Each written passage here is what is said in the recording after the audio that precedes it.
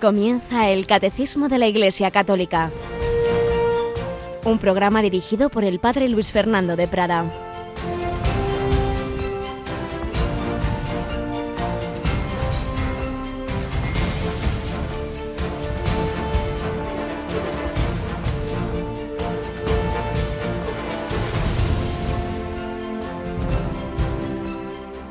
Señor, enséñanos a orar, como Juan enseñó a sus discípulos.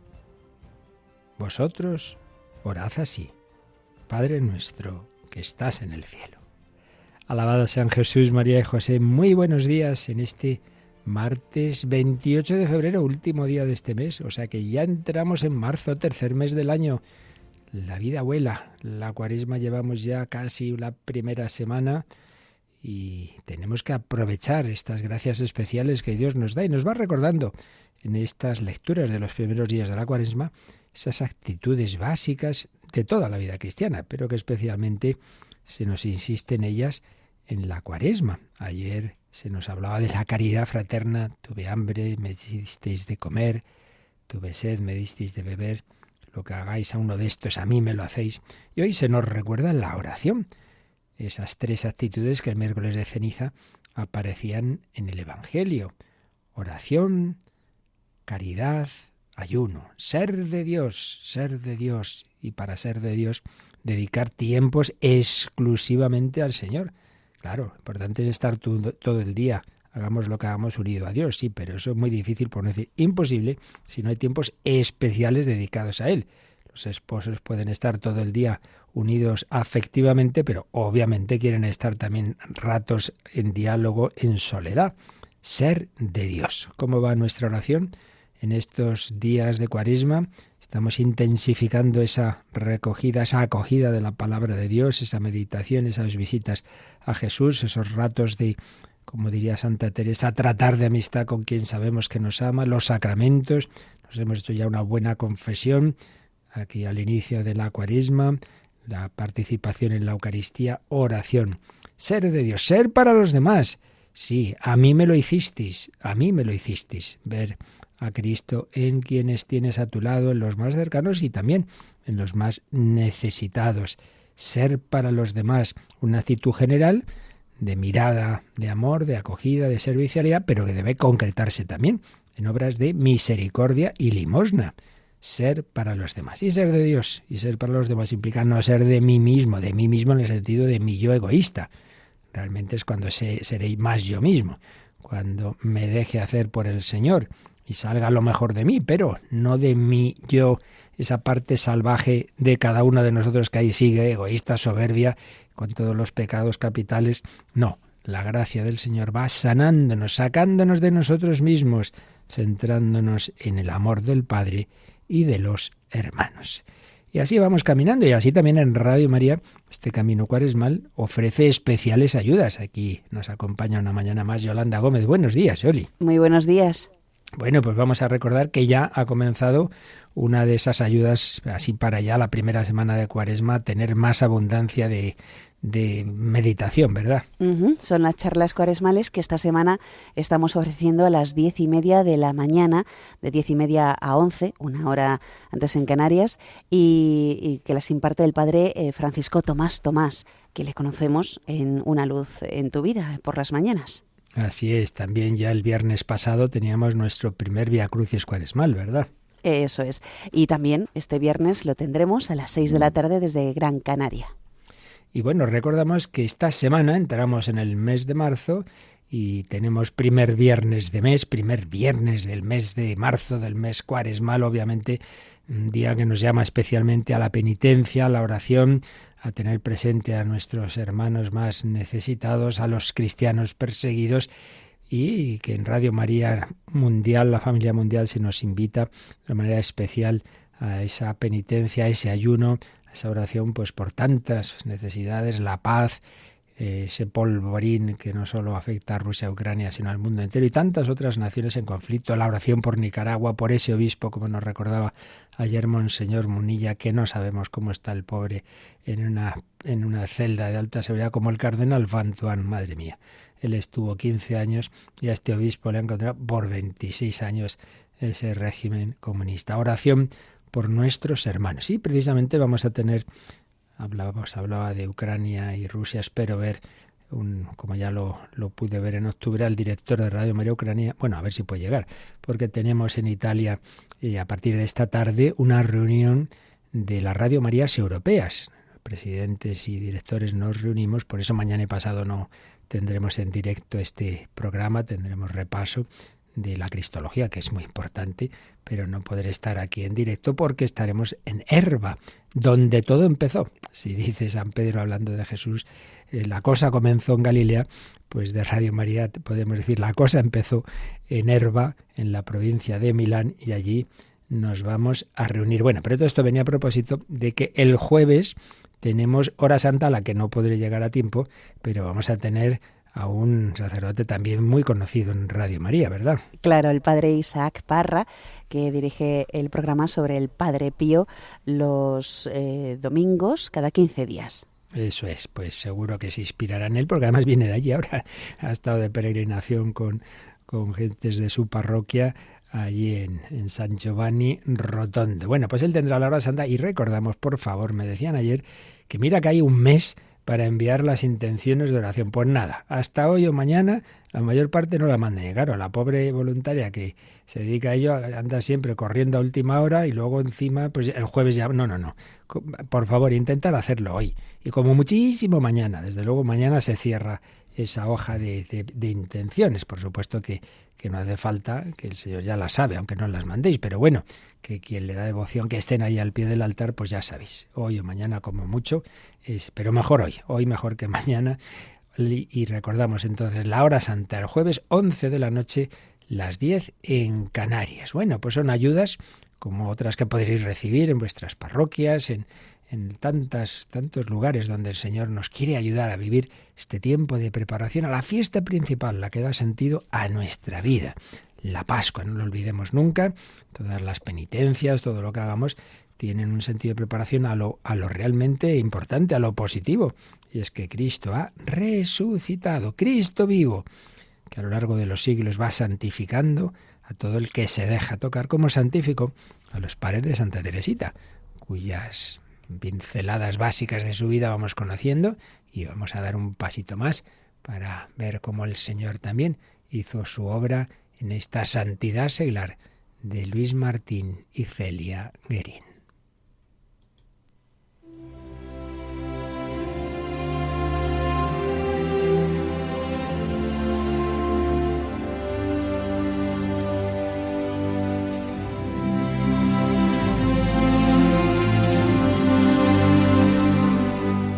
Historia de una familia, una escuela de santidad. Nos apoyamos fundamentalmente en esta obra clásica del padre Esteban José Piat para hablar de los padres de Santa Teresa de Lisieux, del Niño Jesús, Santa Teresita.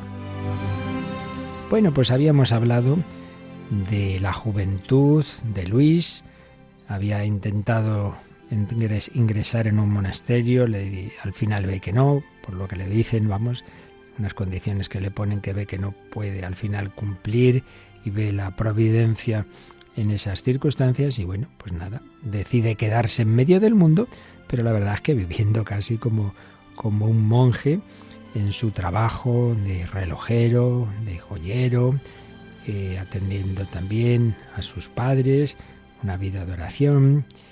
Y bueno, pues ahí está. Y la madre le daba pena, dice, pero hijo, ¿por qué no te casas? Pero en ese momento Luis no piensa fundar un hogar. El trabajo, la oración, las buenas obras, el ocio sano, las lecturas serias, bastaban para llenar sus días, unos días entregados también, por supuesto, en obras de caridad, de apostolado. Bueno, esto era Luis. Y Celia, entre tanto. Pues es curioso que también hubo aspectos semejantes en su vida. Recordemos que Celia tenía una hermana mayor y un hermano más pequeño. Y que, pues de pequeña, no había recibido todo el cariño que hubiera sido deseable de la madre. No porque la madre no la quisiera, pero bueno, eso son cosas a veces de temperamento. Y bueno, se volcaron más en el único varón, el pequeño, estas cosas que a veces pasan en las familias y que hacen daño. El caso es que su corazón, el corazón de Celia, un corazón muy sensible, pues bueno, ahí estaba tocadillo y fácilmente hubiera podido ceder prematuramente a cualquier amorío que podría haberla engatusado. Pero tenía una naturaleza buena, piadosa, que ejercieron sobre ella sin duda una protección eficaz. Y dirigía hacia el Señor esa su potencia de amar. Su hermana mayor, María Luisa, le comunicó pues que ella tenía ese deseo de ser religiosa, que no lo ejercía de momento, no daba el paso porque se sentía como hija mayor de momento en el deber de ayudar a su madre en la casa. Y bueno, Celia, más pequeña, me dijo, bueno, mi hermana mayor pues es la que ayuda, pero yo puedo pensar en la vocación. Y entonces pues intentó entrar en las hermanas de San Vicente de Paúl, las hijas de la Caridad. Entonces fue con su madre y se presentó en el hospital de Alençon, donde vivían, para manifestar sus deseos. Bueno, pues se llevó la decepción de que la religiosa, la superiora, con la que habló, no vio esa vocación. No se sabe muy bien por qué. Quizá la madre dijo algo o tenía una salud que no era suficiente, no les parecía suficiente, o simplemente esa superiora vio algo que le indicaba, que le hacía pensar que no tenía esa vocación religiosa. Lo cierto y verdad es que la superiora le dijo que no era esa la voluntad divina, y la pobre Celia bajó la cabeza y se marchó también triste, como se había marchado también un poco triste Luis de aquel monasterio donde intentó entrar. Y desde entonces elevó al cielo más o menos esta súplica, por lo que sabemos de sus escritos: Dios mío, ya que no soy digna de ser vuestra esposa como mi hermana, aceptaré el matrimonio para cumplir vuestra santa voluntad, pero entonces dadme, os ruego, muchos hijos, y que todos se consagren a vos. Qué cosa, ¿eh? Qué diferencia con tantas situaciones de nuestro mundo. Y dice, bueno, pues vale, no quieres que sea religiosa, me casaré, pero sí os pido que me deis muchos hijos y que todos ellos sí que sean religiosos, ellos sí se consagren. Ella sobre todo tenía mucho deseo, ya lo veremos más adelante, de tener un hijo sacerdote. No está mal pedir al Señor muchos hijos e hijos consagrados a Él.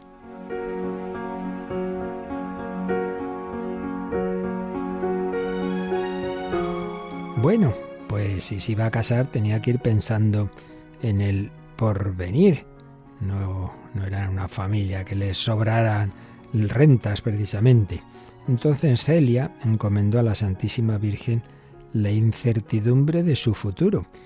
Y fijaos, esto es curioso, ¿no? Porque muchas veces nos parece que Dios no habla.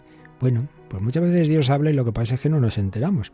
Es verdad que en algunas vidas uno ve cosas un poco extraordinarias. Y en esta, dentro de lo sencillo de una vida ordinaria, pues Celia tuvo un par de momentos al menos, que sepamos y que me vengan a mí ahora a la mente, un par de momentos un poco especiales de comunicación de la voz de Dios. Y es que un 8 de diciembre de 1851 sintió una voz interior. No es que oyera así al oído, pero esto que Dios tiene maneras de comunicarse.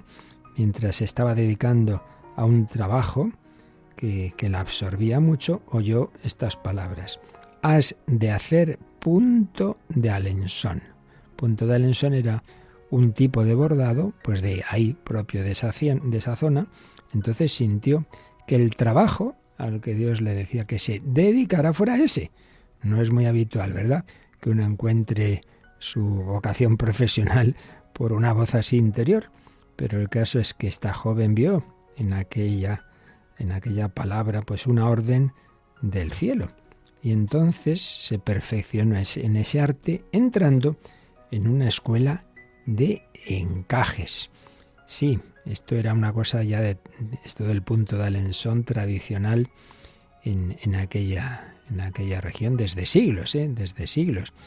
venía ya hasta hubo ahí por medio una abuela de Enrique IV, la beata Margarita de Lorraine. Bueno, el caso es que era algo que se hacía ahí con mucho cuidado y muy estimado ese tipo de piezas, de tejidos. Así que se dedicó a eso y además pues sería también una forma de dar trabajo más adelante a otras chicas, porque organizó un taller de este punto. Se hizo fabricante de punto de Alençon, así allá hacia por 1853. Así que ya tenemos a Celia, que ya dice, bueno, pues mi camino será el matrimonio, a ver con quién el Señor quiere que yo me case, y mi trabajo va a ser este. Ya tenemos a los dos jóvenes, cada uno en su relojería, la otra en su punto de Alençon, pero aún no se conocen. ¿Qué pasará? Pues esto ya lo veremos el próximo día. El Señor va llevando nuestra vida, va llevando en su providencia pues todos los pasos, no lo dudemos. Cuando una persona realmente busca la voluntad de Dios, Dios no juega al escondite. Podrá tardar más, menos, lo dirá de una manera directa, como en este caso, o lo dirá más habitualmente por mediaciones, por circunstancias, cosas que ocurren, por un consejo de un director espiritual o de otra persona, pero Dios va mostrando su camino. Señor, muéstrame qué quieres que haga con mi vida y dame tu gracia para hacer tu voluntad. Sí, es lo que quiero, que tu nombre sea santificado, que yo colabore para que venga a nosotros tu reino, y así hágase tu voluntad en la tierra como en el cielo.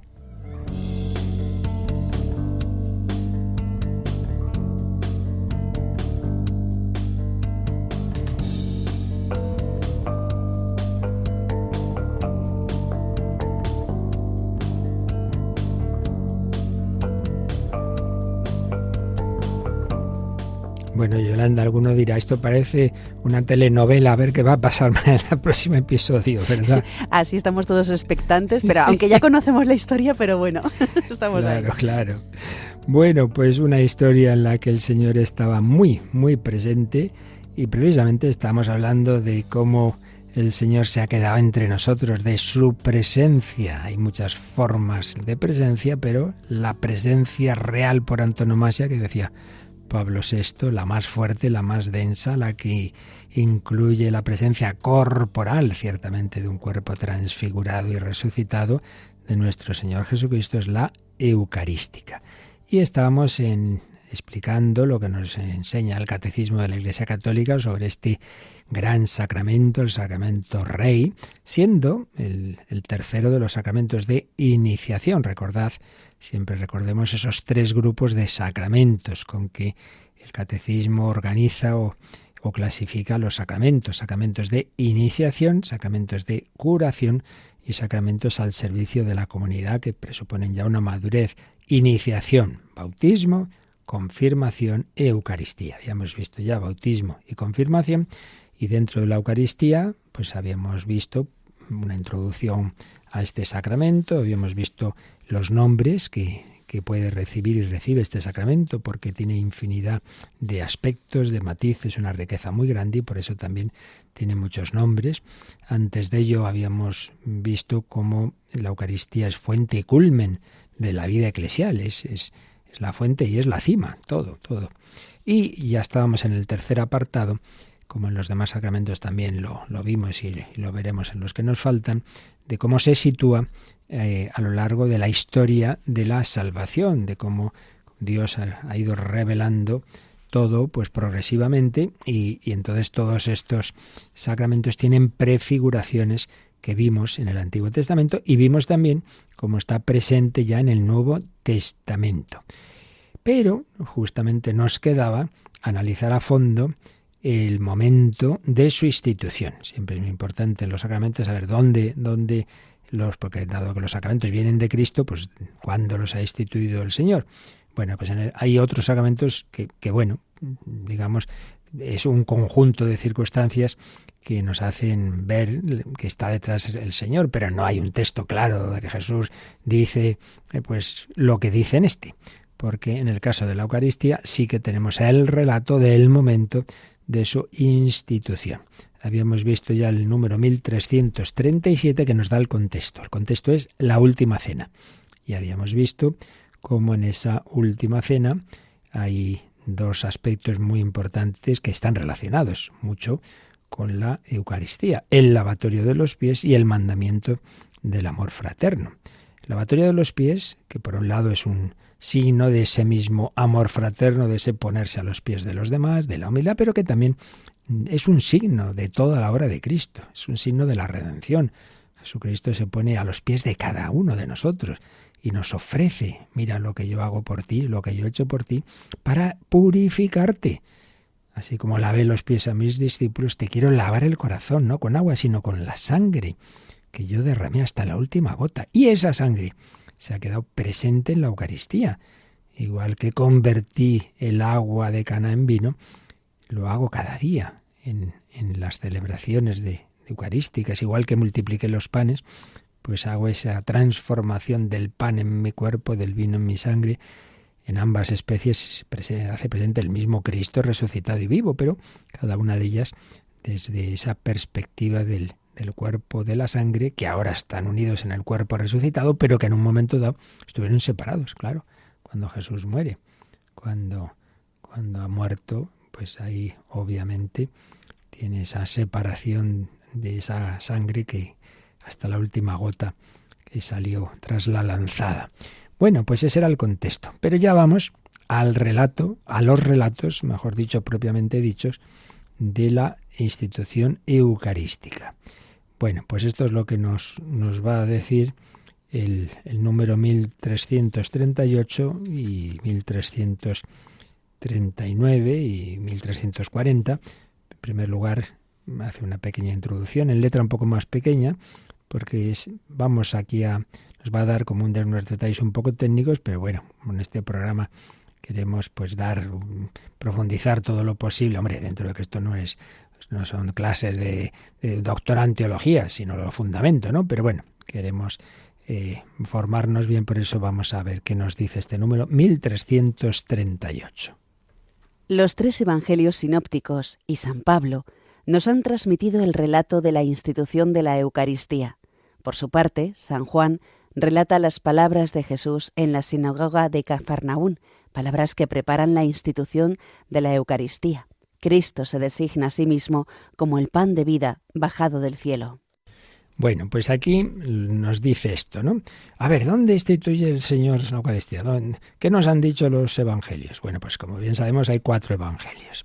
Los 3 primeros están muy relacionados, se nota claramente que hay fuentes comunes, cada evangelista redactó, pero partiendo de tradiciones orales. No nos olvidemos de que estamos en ese mundo semítico en que la mayor parte de las personas eran analfabetas. Tenía muchísima más importancia que entre nosotros la tradición oral, que no hay que de ninguna manera menospreciar, porque precisamente porque se basaban mucho en ella, tenían muchas fórmulas mnemotécnicas, o sea que las cosas se transmitían con mucho cuidado, y no digamos pues en los ámbitos religiosos de los rabinos, todo lo relativo a aprender bien la Biblia. Bueno, pues eso mismo es lo que hicieron los predicadores cristianos, los apóstoles, sus discípulos, en ese cuidado de transmitir lo que habían visto y oído al Señor.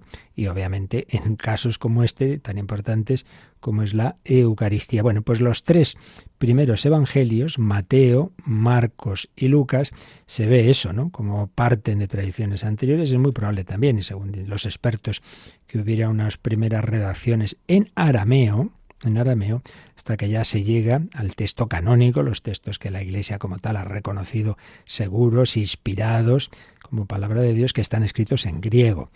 Y como en los 3 se ven pues muchos puntos comunes, se pueden poner como en paralelo, se pueden hacer una sinopsis, ver, mira, esto está aquí, está allí. Por eso hablamos de los 3 primeros como evangelios sinópticos. Y luego, en cambio, está el 4º evangelio, que se nota también claramente que que, pues bueno, diciendo, contando, pues, por supuesto, ¿no?, la misma vida y enseñanza de Jesús, pero con otras perspectivas, completando lo que no habían puesto los anteriores. Se escribe posteriormente a los 3 sinópticos, tiene sus fuentes propias, bueno, su fuente directa, claro, porque de los 4 evangelistas hay dos que han sido apóstoles, claro, que son Mateo y Juan, mientras que Marcos no era de los apóstoles. Marcos, según todos los estudiosos, en lo que su evangelio se basa sobre todo en lo que él escucha a San Pedro, es acompañante de San Pedro en Roma. Entonces recoge, pues claro, la predicación, el testimonio de un testigo directo como era San Pedro.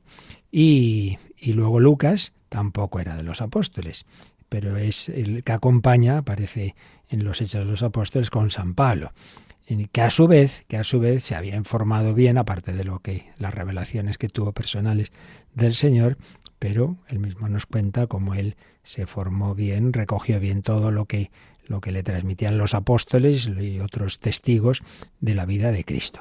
Entonces, los 3 evangelios sinópticos relatan la institución de la Eucaristía, las palabras de Jesús en la última cena. San Juan no, ya explicamos por qué. Primero, pues eso, porque él cuando lo escribe ya están los otros 3 bien contadito, y San Juan muchas veces no vuelve a contar lo que ya han dicho los otros, sino que completa. Y en concreto vimos, y nos detuvimos bastante, aquí lo menciona este número, vimos cómo él, donde se explaya en la Eucaristía, es cuando nos cuenta lo que no habían contado los otros, a saber, ese discurso, esas palabras de Jesús después de una de las multiplicaciones de los panes, en esos diálogos o discusiones con aquellos que fueron a por él porque les había gustado eso de la multiplicación de los panes, claro. Y entonces Jesús dice, mira, aquí no tenéis que venir a mí porque os doy pan, no solo de pan vive el hombre, precisamente, sino que lo importante es que ese milagro es un anticipo, es un signo de otro, que es el realmente importante, que es el recibir el pan de la vida. ¿Y qué es ese pan? Pues yo soy el pan vivo bajado del cielo.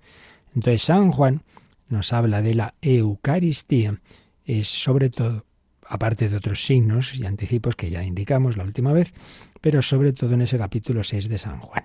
Entonces, ahora, eso ya lo vimos. Lo que vamos a fijarnos ahora, a partir de ahora, es en analizar un poquito esos relatos de la institución de la Eucaristía. Pero ojo, nos ha dicho este número, 1338, los 3 evangelios sinópticos y San Pablo nos han transmitido el relato de la institución de la Eucaristía. O sea, que en realidad tenemos 4 relatos de la institución. En este caso, el 4.º relato no es el de San Juan, porque ya he dicho que él no relata, habla un montón de la última cena, pero lo que no cuentan los otros, por ejemplo, la lavatoria de los pies, pero en cambio no relata la institución de la Eucaristía, de la que ya ha hablado en el capítulo 6 de su Evangelio. Pero en cambio tenemos el relato de San Pablo, que él claramente dice también que no es suyo, que no es que se lo invente, sino que él lo ha recibido. Os transmito lo que a mi vez he recibido. Por tanto, vamos a ver un poquito esos relatos. Y lo vamos a hacer en varios días seguramente, porque bueno, esto es por lo menos en un par de días, esto es importante. Y una vez más vamos a apoyarnos en un gran experto en el tema, Monseñor José Rico Pavés, y en alguna de sus obras nos explica un poquito los puntos comunes y las diferencias de estos relatos. Bueno, 4 relatos, por tanto. En los sinópticos, en Mateo 26, Marcos 14 y Lucas 22. ¿Y en San Pablo dónde está? En su primera carta a los Corintios. Primera Corintios, capítulo 11, del 23 al 26. Primera carta a los Corintios, capítulo 11, 23 a 26. Voy a leer este relato, que ya digo, parecidos todos, como ahora indicaremos, pero ¿cómo lo cuenta San Pablo? Pues está hablando con los corintios, les está escribiendo y les está regañando porque se peleaban precisamente cuando iban a hacer la cena. Tenían un momento en que se juntaban a cenar y en ese contexto celebraban la Eucaristía. Y bueno, les está regañando y entonces dice, a propósito, pues dice, bueno, pero vamos a ver, ¿cómo fue esto de la Eucaristía? Pues yo recibí del Señor lo que a mi vez os transmití. Esta fórmula, recibir y transmitir, la usa también a propósito de la resurrección. Yo os transmito lo que a mi vez he recibido. También lo dice en otro lugar de esta carta, ¿no? Que él, claro, no se está inventando las cosas, sino que él, esto lo dice en concreto en el capítulo 15 de esta misma carta. En el capítulo 15 dice: pues os transmití, en primer lugar, lo que a mi vez recibí, que Cristo murió por nuestros pecados según las Escrituras, y que fue sepultado, pero resucitó en el día tercero según las Escrituras, etcétera, etcétera. Entonces, esa transmisión de lo que él ha recibido, esto lo tenemos que repetir muchas veces. Con frecuencia llega esa pregunta: oiga, pero si no está en ningún sitio de la Biblia, pues yo qué sé, la Asunción de María, vamos a ver, ¿y quién ha dicho que todo lo que creemos tiene que estar en la Biblia? Es que Jesús dijo: id y escribir un libro, y esa es la clave. No, id y predicad. Predicad todo lo que yo os he enseñado, todo lo que habéis visto de mí, y luego eso que predicaban, eso que llevaban ya muchos años viviéndose, celebrándose y predicándose, se fue poniendo por escrito, pero no todo, necesariamente. Pues parte, lo que Dios ha querido e inspirado que se pusiera por escrito lo que llamamos el Nuevo Testamento. Pero antes que el Nuevo Testamento existe la Iglesia y existe la tradición. Bueno, pues es la tradición de lo que está aquí hablando San Pablo. San Pablo transmite lo que había recibido de cómo Jesús resucitó y se apareció a un montón de gente, pues también dice la misma fórmula: yo recibí del Señor lo que a mi vez os transmití. A saber, que Jesús, el Señor, en la noche en que era entregado, tomó pan. Estoy usando la traducción del Padre Manuel Iglesias en el Nuevo Testamento de la BAC. Tomó pan, rezó la acción de gracias, lo partió y dijo: esto es mi cuerpo, el entregado en favor vuestro. Esto hacedlo para renovar mi presencia. Es una traducción, pues como que intenta ser muy literal, que nos suena un poquito distinta que otras, pero el sentido es el mismo. De la misma manera, también el vaso o el cáliz, después de cenar, diciendo: este vaso es la nueva alianza, ratificada con mi sangre. Esto hacedlo siempre que lo bebáis, para renovar mi presencia. Pues siempre que comáis este pan y bebáis este vaso, estáis anunciando la muerte del Señor hasta que vuelva. Bueno, pues este es el relato que nos hace San Pablo en su primera carta a los Corintios. Y vamos a ver qué nos dice José Rico Pavés. Los cuatro relatos, el de los sinópticos, Mateo, Marcos y Lucas, y el de San Pablo, coinciden en lo sustancial, aunque hay también pequeñas diferencias. Y podemos ver claramente que los cuatro se pueden dividir en dos, es decir, se nota claramente dos tradiciones. Una, la de Marcos y Mateo, vienen a usar más o menos las mismas palabras. Y otra, la que acabamos de leer, la de Pablo y Lucas. Marcos y Mateo, por un lado, usan unas palabras con algunas diferencias, y por otro lado, Pablo y Lucas. Y, pues según los estudiosos, de esa primera tradición de Marcos y Mateo, primero fue Marcos. Esto hace pensar que el que primero lo escribe es Marcos, y Mateo depende de él. Mateo se basa en lo que ya en esa primera redacción de Marcos. Y era, según parece, pues como se celebraba en Jerusalén. Es decir, cuando celebraban la Eucaristía, usaban estas palabras de esa tradición muy recientísima, claro, había ocurrido hacía nada, de cómo Jesús había dicho esas palabras en la última cena. Así se decían cuando se celebraba la Eucaristía en Jerusalén, y así lo recoge Marcos y así lo cuentan él y Mateo. Y por eso a esta tradición, a este relato se llama la tradición jerosolomilitana, porque es eso, como se celebraba en Jerusalén. En cambio, San Pablo, que ha ido, pues eso, ha recibido una tradición y lo cuenta tal como se celebraba en Antioquía. Recordad que él estuvo con Bernabé en Antioquía. Eso que nos dicen los Hechos de los Apóstoles, en Antioquía fue donde por primera vez llamaron a los discípulos cristianos. Entonces, ahí está Pablo y Lucas, discípulo de Pablo y compañero suyo en sus viajes, depende de Pablo. Y por tanto, en el caso de este segundo relato, hablamos de la tradición antioquena. Así que tenemos, dentro del que se nos cuenta lo mismo, y el sentido es el mismísimo, pero con pequeñas diferencias que enseguida veremos entre estas dos formas de contarlo.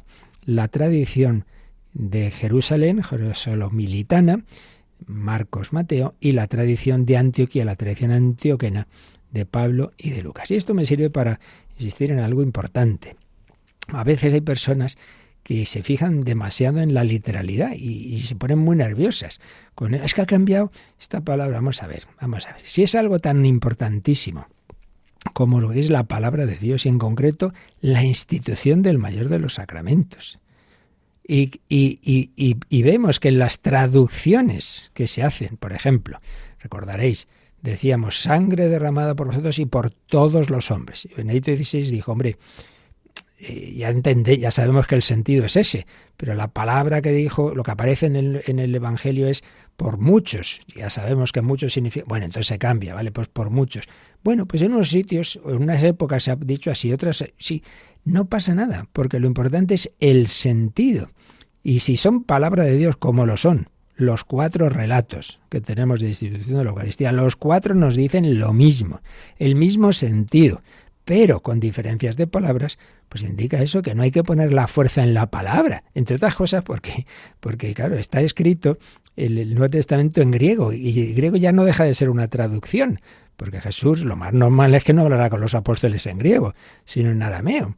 Por eso no hay que hacerse con estos líos. Y es que incluso, nos pasa, de vez en cuando recibimos algunos mensajes a propósito de, ya no de la palabra de Dios reconocida por la Iglesia en la Escritura, sino de revelaciones privadas, que aunque estén aprobadas, pero la Iglesia nunca garantiza que sean esas palabras exactas, entre otras cosas, porque con el Señor pues volvemos a lo mismo. Por ejemplo, en lo relativo al Rosario de la Misericordia, etcétera, son apoyado en palabras del Señor a Santa Faustina, unas revelaciones aprobadas, una fiesta instituida por San Juan Pablo II, pero el sentido, no, pues es que tiene que decir esta palabra porque Jesús le dijo esta palabra. Bueno, para empezar no le dijo esa palabra porque le hablaría polaco, me imagino, no creo que le hablara en español, pero a veces nos hacemos unos líos con las palabras, y claro, yo pongo este ejemplo, pero vamos a ver, si hay algo una palabra más importante y sagrada, son las de nuestro Señor Jesucristo que están en el Evangelio, porque una revelación privada nunca es de fe.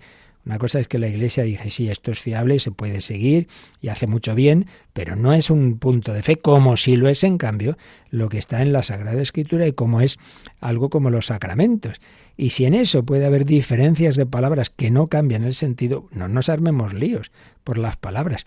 No, es que en Fátima la palabra exacta es esta, la otra, pero volvemos a lo mismo, que lo importante es el sentido, ¿vale? Bueno, por eso digo que no nos extrañe que en la Eucaristía podamos encontrar estas pequeñas diferencias que nos dicen lo mismo. En el fondo, no sé si caemos en la cuenta de esto, esto indica la veracidad.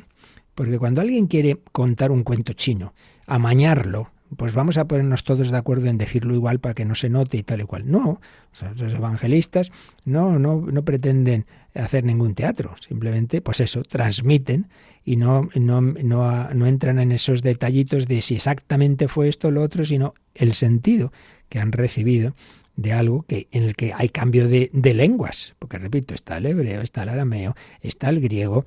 Y bueno, pues el Señor, lo importante es que con unas palabras otras, que nos enteremos de lo que nos ha querido decir. Bueno, vamos a quedarnos dando gracias, que lo importante es que aclamemos, adoremos, que nuestra lengua cante este gran misterio. Pange lingua, eso, lengua humana, canta este regalo tan grande que Dios nos ha hecho, que la lengua humana proclame, agradezca el regalo de la Eucaristía.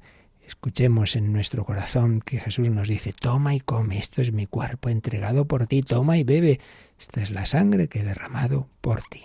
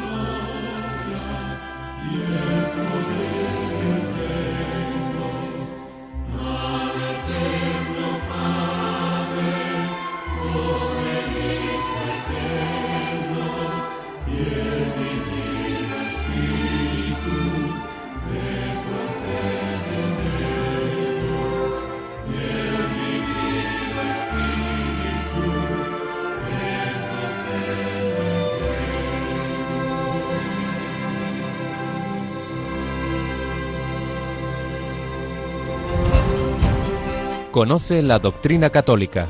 Escucha el catecismo de 8 a 9 de la mañana, de 7 a 8 en Canarias. Y los sábados a la misma hora profundizamos en los temas tratados en el programa En torno al catecismo. Bueno, pues estamos viendo estas dos tradiciones coincidentes en lo sustancial y con pequeños matices que ahora vamos a ver, del relato de la institución de la Eucaristía. Por un lado, esa tradición en Jerusalén de Marcos y Mateo, y luego por otro lado la que recibe San Pablo, como se celebraba en Antioquía, y que nos cuenta él en su primera carta a los Corintios y nos cuenta San Lucas en su Evangelio. Pues si os vais a buscar estos textos veréis en efecto pues cómo son prácticamente iguales en San Pablo y Lucas y en Mateo y Marcos. Y así dicho rápidamente, sin pararnos en mucho detalle, pero bueno, para que suene un poquito. Esto no es esencial lo que vamos a ver y por eso este número de catecismo también está en letra más pequeña porque digamos es como una ampliación, pero bueno, que nos suene por lo menos más o menos dónde están esos matices de ambas tradiciones. Y nos lo resume don José Rico Paves.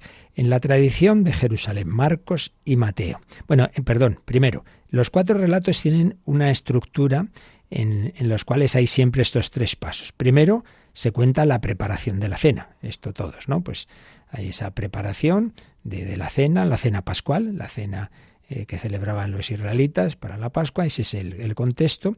Y luego en algunos evangelios se detalla más, ¿no? Pues antes, ¿no? Cuando le dicen los discípulos, Señor, ¿dónde quieres que preparemos la cena? Bueno, pues ir a tal sitio, veréis esto, lo otro. Bueno, primero, preparación de la cena. Segundo, dentro de la cena se ubica la institución de la Eucaristía. Y tercero, al final siempre hay una alusión, o en algún momento hay un anuncio de otro banquete, un banquete ya en el reino de los cielos, un banquete escatológico. Bien, esto es, digamos, la estructura de fondo. Pero ahora ya, en la tradición de Marcos y Mateo, ahí el banquete, este banquete del reino, aparece después de las palabras sobre el cáliz. Destaca la simplicidad de las palabras sobre el pan y sobre el vino. Hay además como un claro paralelismo, ¿no?, en las palabras sobre el pan y las palabras sobre el vino. Del cáliz se dice cáliz o copa, pero cáliz de la alianza, evocando el capítulo 24 del Éxodo 24, 81, cáliz de la alianza. Y sobre el pan se emplea el verbo pronunciar la bendición. Jesús pronunció la bendición. Se ve ahí, dicen los estudiosos, el fondo semítico de la lengua original de Jesús. Claro, la lengua original de Jesús no es el griego, aunque hay quienes piensan que lo sabía, porque más o menos, al menos, porque el griego era en aquella época algo así como el inglés hoy día. No nos olvidemos que por las conquistas de Alejandro Magno, el griego había sido una lengua muy común, más incluso se hablaba con más facilidad que el latín. Pero, bueno, evidentemente el lenguaje ordinario de Jesús y los apóstoles era el arameo, que venía de la época en que Israel estuvo en el exilio de Babilonia. El hebreo era así como la lengua oficial y para la Biblia, pero era el más común, más popular, era el arameo. Entonces, el fondo semítico es mucho usar la palabra la bendición. Jesús pronunció la bendición. Y luego también por muchos es otra expresión también muy típica, es otro semitismo, es decir, una manera de hablar en esa lengua que viene a ser por la multitud o por todos. Por eso se ha podido traducir también por todos los hombres, porque bueno, el por muchos viene a ser por la multitud, pues por los hombres, por todos los hombres. Por su parte, Mateo, esto es propio de Mateo, introduce después del cáliz las palabras para el perdón de los pecados. Sangre derramada, sangre de la alianza, para el perdón de los pecados. Repito que tampoco nos armemos mucho lío, simplemente que nos suene un poquito estos matices. Y en la otra tradición, en la de Lucas y Pablo, lo que eran fórmulas o palabras más sencillas, en Marcos y Mateo, aquí se amplían un poquito más. Ahí, en vez de decir pronunció la bendición, se dice pronunció la acción de gracias. ¿Veis lo que os decía antes? Viene a ser lo mismo. Ya explicamos lo que es lo que son las bendiciones en la Escritura. Incluyen esa bendición ascendente de bendecir a Dios y darle gracias. Bueno, pero está dicho con otras palabras, por tanto, no pongamos la fuerza en las palabras. Pronunció la acción de gracias. Y luego, entre medias de las palabras sobre el pan y sobre el vino, se menciona la cena. Luego, las palabras que dice sobre el cáliz no tienen el exacto paralelismo con las del pan, como si aparecían más en Marcos y Mateo. Y luego otra diferencia es que en Marcos y Mateo se habla de la sangre de la alianza, o sea que lo primero es la sangre y luego la alianza, y en cambio en Lucas y Pablo se habla primero de la alianza, la nueva alianza en mi sangre. Bueno, pues como veis, en ambos casos sangre y alianza, pero en uno sangre de la alianza y en otro alianza en mi sangre. Bueno, pues ya vemos que el sentido es el mismo, aunque dicho de otra forma.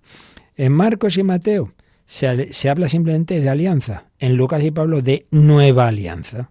Pues claro, es la alianza, pero es la nueva alianza. Es un matiz que nos da aquí la tradición de Lucas y Pablo, en la cual no se dice por muchos, derramada por muchos, sino por vosotros, Anda, y eso por vosotros, los que están ahí, pues sí, por los apóstoles.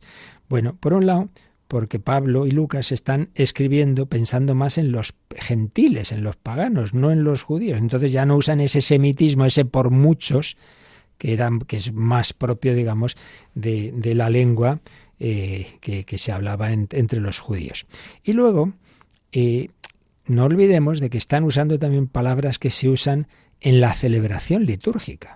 Entonces, en esa celebración litúrgica se dice más por vosotros, los que estáis aquí celebrando, que es más personal, más que por los muchos. Bueno, todo es verdad. Todos los aspectos que están en cada uno de estos matices nos dicen algo verdadero. Pero, bueno, pues se resalta más un aspecto o se resalta más otro. Y luego, el encargo de repetir, haced esto, en memoria mía o con otras posibles traducciones, como la que antes leímos de Manuel Iglesias, ese encargo de repetir está solamente en la tradición de Lucas y Pablo. El término que emplean es anamnesis, que ya dijimos que se debe interpretar de una manera objetiva. El rito no es un mero recuerdo subjetivo, sino un verdadero memorial. Esa palabra griega anamnesis traduce una palabra del Antiguo Testamento que es tsícaron, memorial. Y memorial, el tsícaron, para los israelitas, repito, no era un mero acordarnos nosotros, sino que Dios mismo, al recordar algo que había ocurrido antes, de alguna manera lo hace presente. Eso ocurrido. Entonces, haced esto en memoria mía, no es que os acordéis de mí, sino que hagáis presente, por la fuerza del Espíritu Santo que yo voy a comunicaros, hagáis presente lo que yo estoy haciendo por vosotros. La secuencia cáliz, pan, cáliz, o sea, en ese orden, evoca el ritual de la Pascua judía. Había varias copas, había pues distintos momentos en esa cena, y no nos olvidemos de que esta institución tiene lugar en ese contexto de la Pascua judía. Bueno, repito que hemos dicho así varias cosas que para entenderlas bien uno tiene que tener delante la Biblia, ir comparando los 4 relatos y entonces lo que he dicho lo entenderéis más. Pero bueno, que no es una cosa importante, simplemente que nos suene estos 2 relatos que coinciden en lo sustancial, pero que luego tienen esos matices y presuponen un uso litúrgico ya existente. Claro, es que cuando se escribe todo esto ya se llevaba años celebrando la Eucaristía. Pero eso os decía, que la Iglesia existe antes que el Nuevo Testamento. La tradición y la liturgia, lo que se vive, lo que se celebra, lo que se está contando, es antes de ponerlo por escrito. Según los entendidos, lo más probable es que la versión escrita más antigua sea curiosamente la de Pablo, porque su primera carta a los Corintios es del año 55. Y a su vez, pues claro, ahí está recordando cómo transmitió la institución de la Eucaristía en su primera visita a Corinto, que fue hacia el año 50. Y muy probablemente esa tradición la recibió San Pablo durante su estancia en Antioquía, que fue hacia el año 40, en un contexto litúrgico. Como nos podemos dar cuenta, estamos hablando, pues claro, de una cercanía a los acontecimientos tremenda. Por eso cuando hay personas que quieren rechazar la historicidad de los evangelios, dicen, mire usted, si usted quiere rechazar, allá usted, pero es que entonces tendríamos que no creer en nada de todo lo escrito en la historia desde de los siglos anteriores, que están muchísimo más lejanos de los acontecimientos que el Nuevo Testamento, que cuando se escriben están vivos la inmensa mayoría de los testigos, que podrían decir, no, eso no fue así. Pues claro que fue así. Entonces, pues podemos suponer que había una tradición litúrgica inicial, claro, en Jerusalén, y a partir de esa tradición litúrgica oral ya se formaron, con esos matices, las dos tradiciones ya escritas, la de Lucas y Pablo y la de Marcos y Mateo. Y hemos visto también esa palabra de San Pablo, os transmito lo que a mi vez he recibido. Eso que se recibe y se transmite, la palabra griega es paradosis, que significa tradición. La transmisión fiel de algo muy preciado,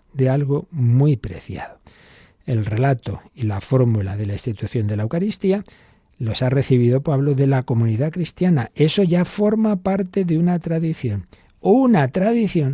que se remonta al mismo Jesús. Por eso, recordad que San Pablo dice, os transmito lo que yo he recibido del Señor Jesús, no porque hubiera sido una revelación privada de Jesús a él, como fue su conversión, sino porque esa tradición viene del propio Jesús. Claro, lo que Jesús dijo en la última cena lo han contado los que estaban ahí, los testigos presenciales. Y finalmente, esa versión oral, pues indudablemente tenía que haber eso, una tradición oral previa, muy original, y luego ya digo, se pone por escrito en dos contextos litúrgicos diferentes, el de Jerusalén y el de Antioquía. Esto es más o menos lo que se concluye, los que han estudiado estas cosas a fondo, sobre esas dos tradiciones. Ya digo que esto no nos importa demasiado para nuestra vida espiritual, porque lo que nos vienen a contar es lo mismo, pero es bueno que lo sepamos y que no nos choque, pues que podamos oír esas a veces en las traducciones de la Biblia. Oiga, ¿por qué ahora han traducido así? Mire, si es que eso de traducir es muy difícil, y no digamos cuando hablamos de traducir lenguas y relatos de hace 20 siglos, pues tiene que comprender que es difícil y que esta palabra coge mejor tal matiz, pero esta otra coge este otro. Entonces, pues a veces en las Biblias y en la misma liturgia a veces se dan esos cambios, pero son cambios, digo, todos ellos accidentales, porque todos nos transmiten el mismo sentido, y eso es lo que nos importa. Bueno, he preferido acabar hoy pues esta parte así como más técnica, y por eso nos hemos alargado y no nos queda tiempo hoy para preguntas.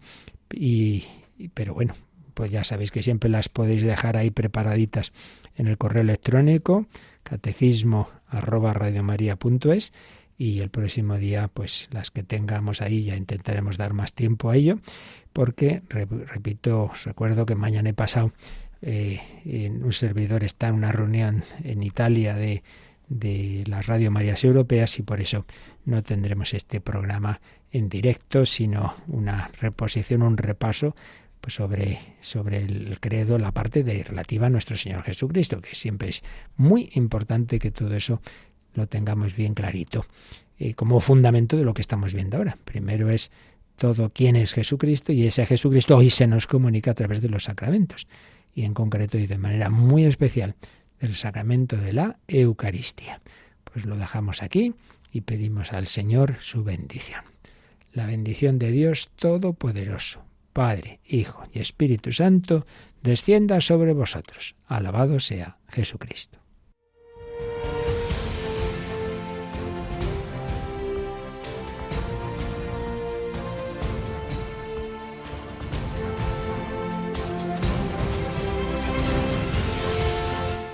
Han escuchado en Radio María el Catecismo de la Iglesia Católica, un programa dirigido por el Padre Luis Fernando de Prada.